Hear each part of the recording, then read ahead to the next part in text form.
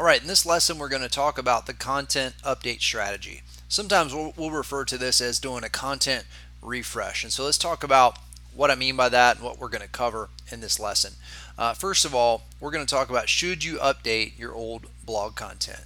We talk a lot about doing new content, coming up with new keywords, but a lot of times you can realize some of the same success and even more success by updating old content that's just outdated.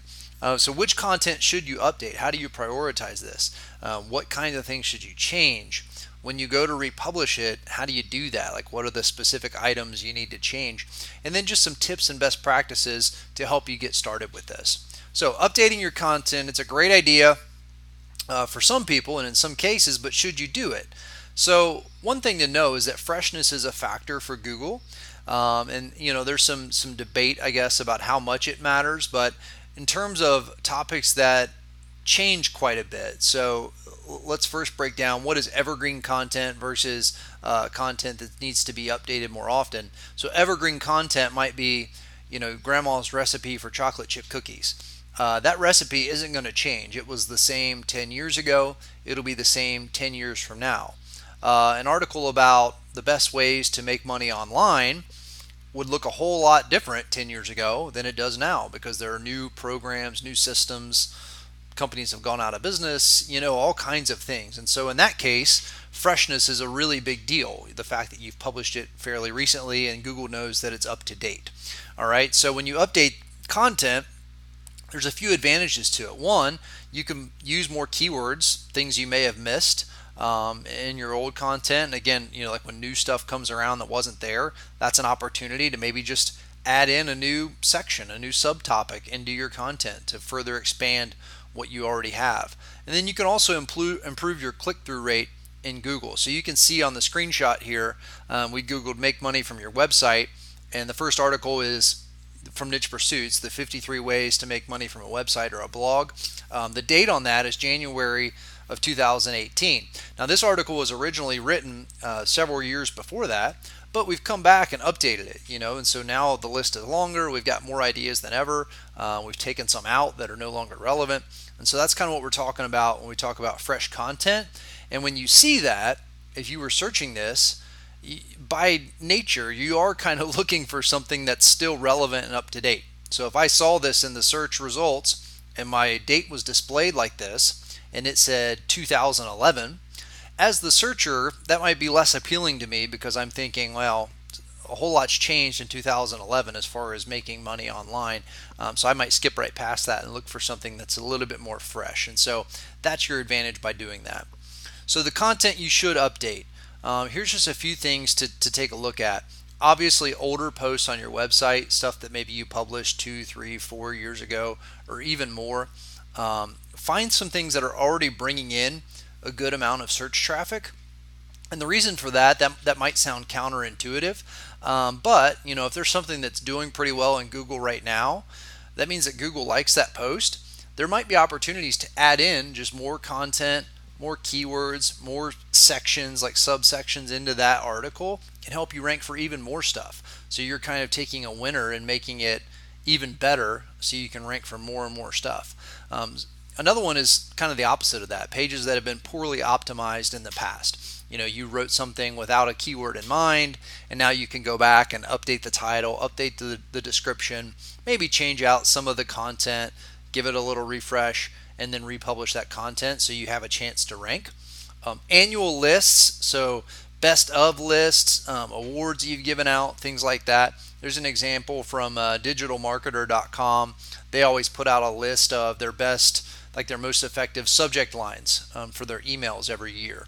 And they've just been updating the same post year after year, and they kind of just keep it as this big log, so you can see the past years all the way up to this year. So you can do much the same. And then older content that may have lost some traffic. So that's a sign that, with stale content, something that used to rank on page 1 is now on page 2 or 3. That could be a really good sign that it's time to update that content and improve it so once again you can rank.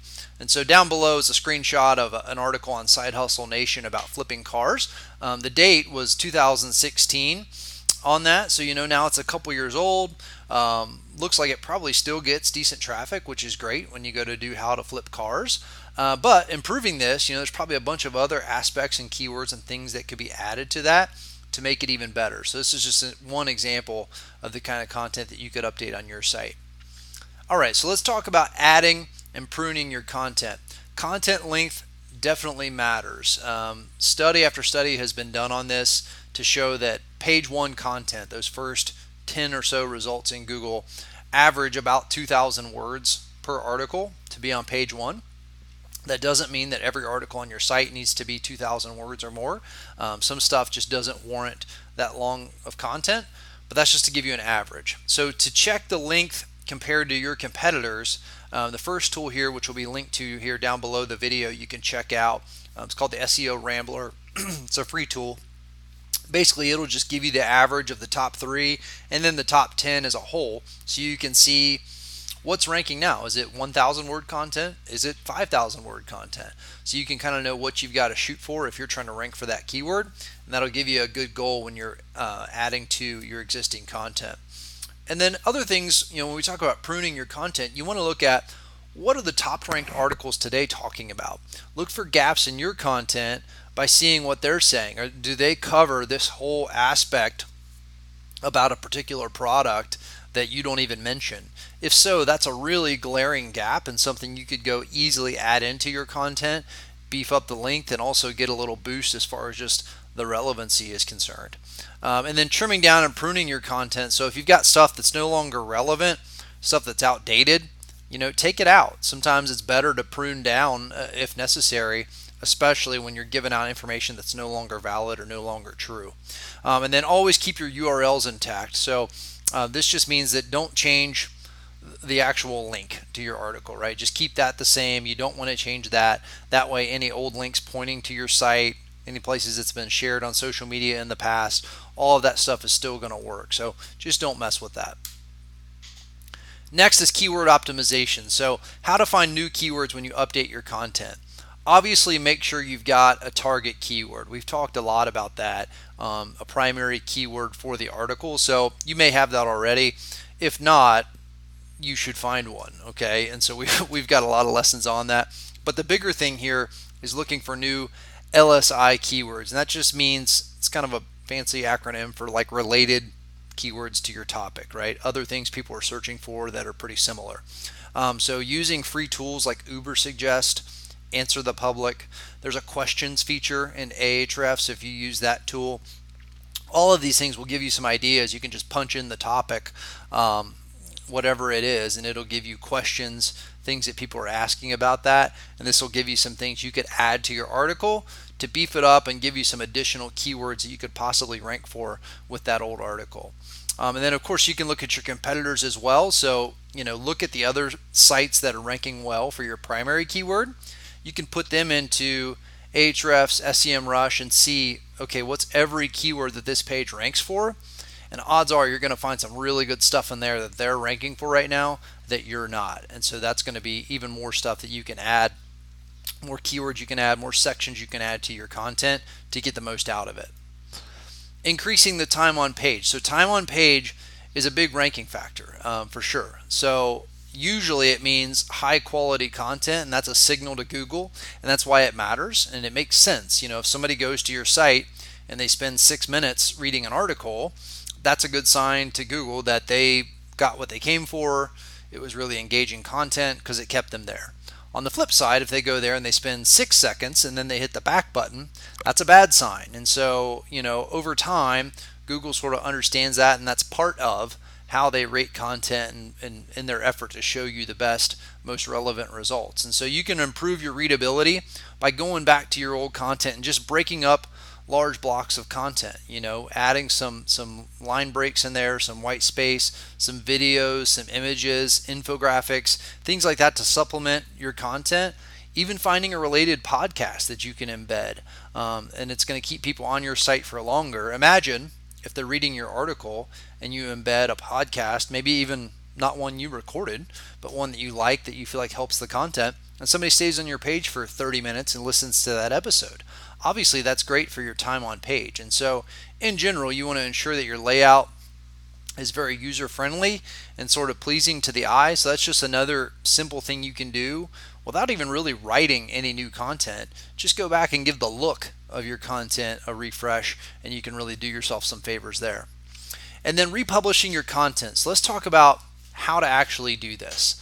The first thing is that you're going to edit your original publish date to today's date. And so this is very easily done in WordPress. You see the publish date, let's say it says June 1st, 2015. You can click edit and just make that today's date and hit the update button. And now all of a sudden, boom, your publish date is today. So you can also, if you would like, this is kind of optional, you can add an updated on or last updated little blurb of text sort of at the top of your article, just to show people, if you're not displaying the date on your articles, yeah, hey, look, this was last updated in January of 2018 or whatever it might be. Just another thing you can do to kind of let people know, give them a reassurance that this is up to date information. Adding new internal links from your old blog posts. So after you've updated the publish date, go back and look for some relevant content on your own site where you can add some new links pointing to this updated post. You've probably already got some links pointed to it, and that's great. But doing these extra ones can give it just a little bit more of a bump, so Google knows that it's new, it knows that it's there, and give it a little bit more SEO juice pointed to it. And it's something you can do very quickly and easily. Also, if you have an email list, if you have social media followings, put it out there as newly updated content. Say, hey, look, here's our 2018 update of this. Here's our new version. We've added 10 tips to the list. Check it out again. Ask people to share. You can also conduct outreach to other sites and let them know about the updates. It's a great way to do some link building. Hey, wanted to let you guys know we've just, we do this list every year. Here's our brand new version of it. Thought you guys might like it. And then, of course, track your results. Results can happen pretty quickly if Google likes your changes. So take a look at where you're ranked for your primary keyword before you do this, and then see what happens in the days and the weeks to come. And typically, you're going to see some real benefits there as far as moving up the search engines.